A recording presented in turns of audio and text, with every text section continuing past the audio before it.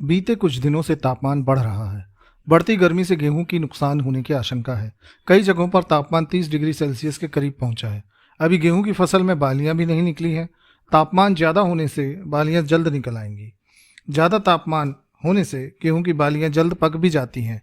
8-10 मार्च से गेहूं की कटाई भी शुरू हो जाएगी। जनवरी में बारिश पिछले साल के मुकाबले 25% घट सकती है। बता दें कि कम तापमान गेहूं की फसल के लिए अच्छा होता है। गेहूं का उत्पादन बढ़ेगा या नहीं, इस संबंध में आईसीएआर ने गेहूं की बम्पर पैदावार की उम्मीद जताई है।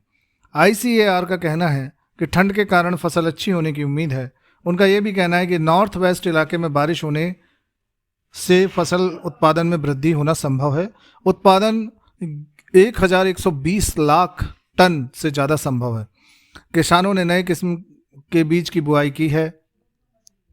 बता दें कि पिछले साल गर्मी के कारण गेहूं का उत्पादन घटा था। कम उत्पादन के कारण सरकार की खरीद भी घटी थी।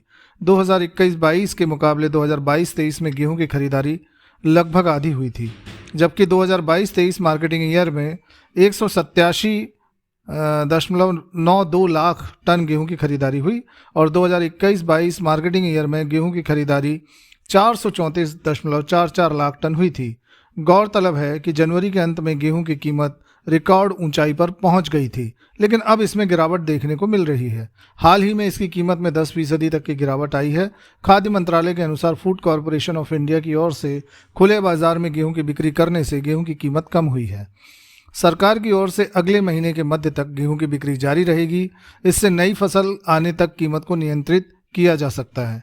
बीते दिनों में बाजार में जारी गेहूं की आपूर्ति का संकट अब दूर हो गया है, ऐसा प्रतीत होता है। सरकारी बिक्री से गेहूं की आपूर्ति सुलभ हो गई है। नए गेहूं की छुटपुट आवक भी शुरू हो गई है। मंडी में मिल क्वालिटी गेहूं के दाम भी नरम पड़कर 2500 रुपये तक आ गए हैं। आटा मिलों को गेहूं पर्याप्त मिलने और दाम में नरमी से आटा रवा के दाम भी घटा दिए गए हैं। आटा 1520, मैदा 1580 और रवा का भाव 1600 रुपये रहा। आगे नए गेहूं की आवक का प्रेशर बनने के बाद दाम और नीचे आ सकते हैं।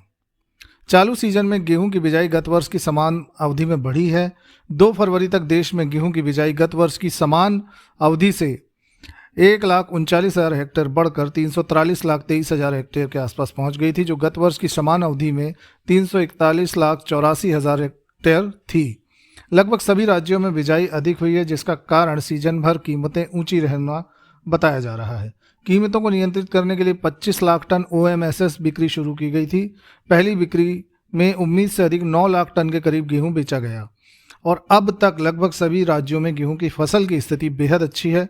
अब देखना होगा कि भविष्य में तापमान किस प्रकार रहेगा, क्योंकि उत्पादन पूरी तरह मौसम पर निर्भर है। गत सीजन में भी फसल की यही स्थिति थी, परंतु मार्च के बाद अत्यधिक गर्मी से फसल प्रभावित हुई थी।